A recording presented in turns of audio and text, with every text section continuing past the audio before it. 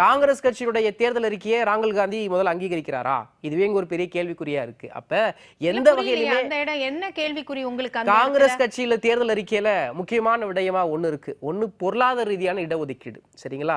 இந்த பொருளாதார இடஒதுக்கீடு இதே மோடி அரசாங்கம் செயல்படணும் அப்படின்னு கொண்டு வரும்பொழுது இதை கம்யூனிஸ்ட் கட்சி ஆதரிக்குது. இங்க இருக்கிற திராவிட கட்சிகள் ஆதரிக்குதா? திமுக இதை ஆதரிக்குதா? இவங்களுடைய நோக்கியம் பொருளாதார ரீதியான இடஒதுக்கீடா? மம்தா பானர்ஜி இதை ஆதரிக்கிறாங்களா? கெஜ்ரிவால் இதை ஆதரிக்கிறாரா? அப்ப இவங்க கொண்டு வர எந்த அமெண்ட்மெண்ட் இவங்க செயல்படுத்தவே போறாத கூட்டணி நாளைக்கு இவங்க ஆட்சிக்கு வந்தாலும் மக்களுக்கான செயல் திட்டங்களை எப்படி செயல்படுத்துவாங்க, திட்டங்களை தீட்டுவாங்க, எல்லாமே கேள்விக்குறியா இருக்கு. இன்னொரு விஷயம் நீங்க எடுத்துக்கொள்ளுங்க.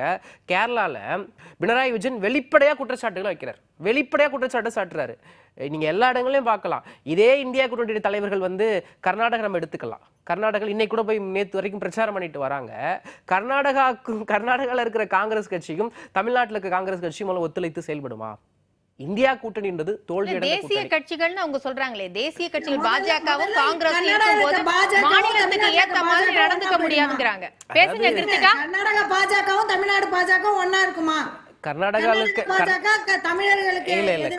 இருக்கிற பாஜக வேணாம் அப்படின்னு சொல்லிதான், கர்நாடக பாஜக தமிழர்களுக்கு எந்த வகையிலும் உதவாது அப்படின்னு சொல்லிதான் கர்நாடகத்தில்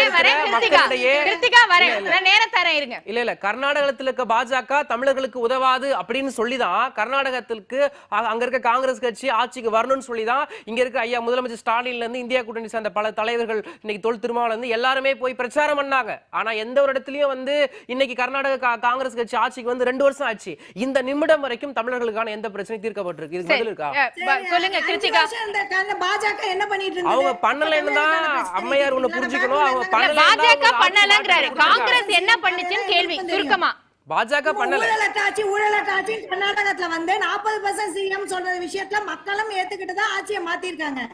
கிருத்திகா அவர் கேக்குறது தமிழர்களுக்கு என்ன பண்ணாங்கன்னு கேக்குறாரு. நாங்க சில விஷயங்கள் அமைதியா பேசணும். கிருத்திகா, தமிழர்களுக்கு என்ன பண்ண இங்கேந்து முதலமைச்சர் ஸ்டாலின் அவர்கள் முதற்கொண்டு விடுதலை சிறுத்தைகள் கட்சியின் தலைவர் தொல் திருமாவளவன் அவர்கள் முதற்கொண்டு எல்லாரும் பண்ணாங்க. அங்க வெற்றி பெற்றது காங்கிரஸ் தானே?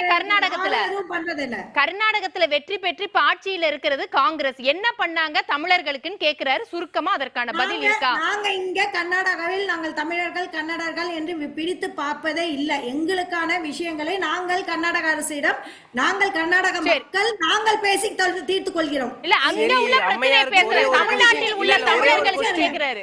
பல நூறு ஆண்டுகளாக காவிரி பிரச்சனை, காவிரி நதிநீர் பிரச்சனை தொடர்ந்து அந்த சிக்கல் தீர்க்கப்படாமல் இருக்கு. தமிழ்நாட்டு மக்களுக்கு தொடர்ந்து இழிவு நிலையில் இருக்கிறார்கள். தமிழ்நாட்டு மக்கள் இங்க விவசாயிகள் பாதிக்கப்படுறாங்க, எல்லாருமே பாதிக்கப்படுறாங்க. டெல்டா மாவட்டம் முழுமையா பாதிக்கப்பட்டிருக்கு. இதற்கு காங்கிரஸ் கட்சி என்ன பதில் சொல்லுது? சரி இருங்க இருங்க, ராகுல் காந்தி என்ன பதில் சொல்றாரு? சரி இருங்க. 40% சிஎம் என்ன பண்ணாரு? 40% சிஎம் என்ன பண்ணாரு? வெளிப்படையா சொல்றேன், பாஜக அரசாங்கம் வேண்டாம் அப்படின்னு தான் கர்நாடக மக்கள் என்ன பண்ணிட்டாங்க, அவங்களை தோக்கடிச்சிட்டாங்க. இங்க இருக்கிற தமிழ்நாட்டுல இருக்க தலைவர்கள் எல்லாம் போய் என்ன பண்ணாங்க, அவங்களோட வெற்றி ஒண்ணு போராடினாங்க, வெற்றி அடைஞ்சிட்டாங்க. வெற்றி அடைஞ்சதுக்கு அப்புறம் என்ன பண்ணீங்கன்னு கேக்குறேன், அதுக்கு பதில் சொல்லுங்க.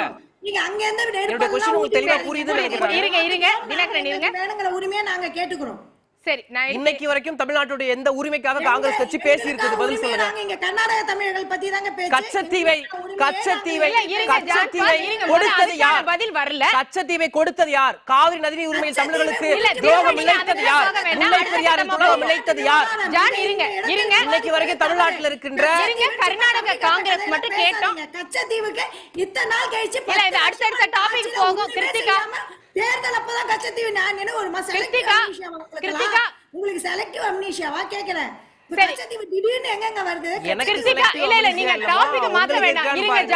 நான் என்ன பேசுறேன்றத புரிந்து கொள்ளாம நீங்க பேசிட்டீங்க. ஒரு நிமிஷம் இருங்க. நீங்க கேள்வி கேட்டீங்க. கச்சத்தீவு அது இதுன்னு பேசுறது. கிருத்திகா, நீங்க கச்சத்தீவை விட்டுருங்க. அவர் கேட்ட ஒரே கேள்விக்கு அதற்கான பதில் இருக்கா இல்லையா? இங்கேந்து தமிழ்நாடு முதலமைச்சர் முதற்கொண்டு தமிழ்நாடு கட்சிகள் அங்க பிரச்சாரம் இருங்க. கிருத்திகா, இதுக்கு மட்டும் தமிழ்நாடு கட்சிகள் முதலமைச்சர் எல்லாரும் பிரச்சாரம் பண்ணாங்களே, காங்கிரஸ் வரணும் கண்டிப்பா கர்நாடகத்துலன்னு சொல்லி. அப்படி போய் பிரச்சாரம் பண்ண இங்க தமிழ்நாட்டு மக்களுக்கு காங்கிரஸ் அங்க என்ன செஞ்சிருக்காங்கன்னு கேக்குறாங்க. இதுக்கான பதில் இருக்கா இல்லையா? ஒரு நிமிஷம் பாஜக வந்தாலும் சரி, காங்கிரஸ் வந்தாலும் சரி, கர்நாடகத்தின் உரிமைகளை கர்நாடகத்தில் பேசுவதும் தமிழ்நாட்டின் உரிமைகளை தமிழ்நாட்டில் பேசுவதும் தான். இது நான் பாஜகவுக்கும் சேர்த்து தான் சப்போர்ட் பண்ணி அதுதான் சொல்றாங்க தேசிய கட்சிகள். சபாபதி அவர்களே, உங்களுக்கும் சேர்த்து தான் நான் பேசுகிறேன். அதுதான் நடக்கும். அதுதான் உங்க தலைவரும் சொல்லியிருக்காரு. அந்த ஸ்டேட்மெண்ட் சரி, நான் இதை எடுத்துக்கிறேன். கிருத்திகா, நான் எடுத்துக்கிறேன். தமிழர்கள் கேட்பார்கள், கர்நாடக உரிமையை கர்நாடக தமிழர்களும் சேர்த்து கேட்பாங்க. சரி, நான் எடுத்துக்கிறேன். தேசிய கட்சிகள்ங்கிற பார்வையில அவங்க பேசுறாங்க.